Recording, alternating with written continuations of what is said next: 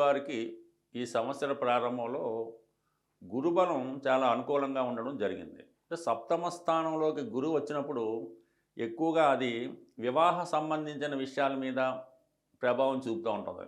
ఎవరైతే ఈ రాశివారు వివాహం కొరకు ఎదురు చూస్తున్నారో వారికి వివాహ ప్రయత్నాలు ఫలించే అవకాశం ఉంటుంది. అలాగే భార్యాభర్తల మధ్య ఉన్నటువంటి విభేదాలు కూడా చాలా వరకు తొలగే అవకాశం ఉన్నది.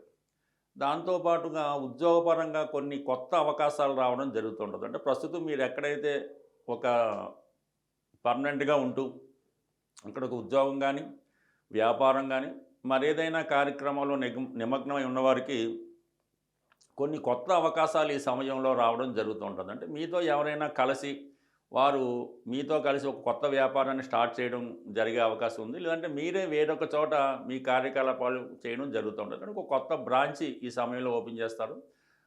ఈ విషయంలో మీకు బాగా అనుభవజ్ఞులు, బాగా మంచి సలహా ఇచ్చే మిత్రులు కూడా పరిచయం ఉండడం వల్ల గతంలో కన్నా మీ ఆదాయం చాలా వరకు పెరిగే అవకాశం ఉన్నది. మొత్తం మీద ఏంటంటే మీతో పాటు కొంతమందిని బాగుపరిచే ఉద్దేశంతో చాలా వరకు ఆదాయాన్ని పెంచుకుంటారు. 10 మందికి ఆదాయాన్ని కల్పించే ప్రయత్నం కూడా నెరవేరే అవకాశం ఉంటుంది. అయితే అర్ధాష్టమ శని ప్రభావం వల్ల మీరు ఎంత కష్టపడినా మనసుకి ఏదో కొద్దిగా కష్టం కలిగించే వార్తలు వినడం జరుగుతూ ఉంటుంది.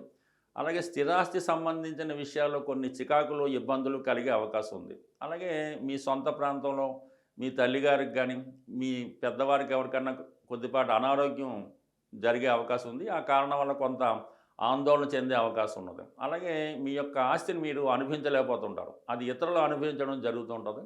ఈ సందర్భంలో మీ ఆస్తిని మీరు స్వాధీనం చేసుకునే ప్రయత్నంలో కొంతవరకు సక్సెస్ అన్నది రావడం జరుగుతూ ఉంటుంది. సో ఇవన్నీ కూడా మీకు ఈ జూన్ 1వ తారీఖు నుంచి మీ గురువు అష్టమ స్థానంలోకి రావడం జరుగుతూ ఉంటుంది. దానివల్ల ఆకస్మికంగా స్థిరాస్తి సంబంధించిన విషయాల్లో కొన్ని అనుకోని కొన్ని మార్పులు రావడం జరుగుతూ ఉంటుంది. గతంలో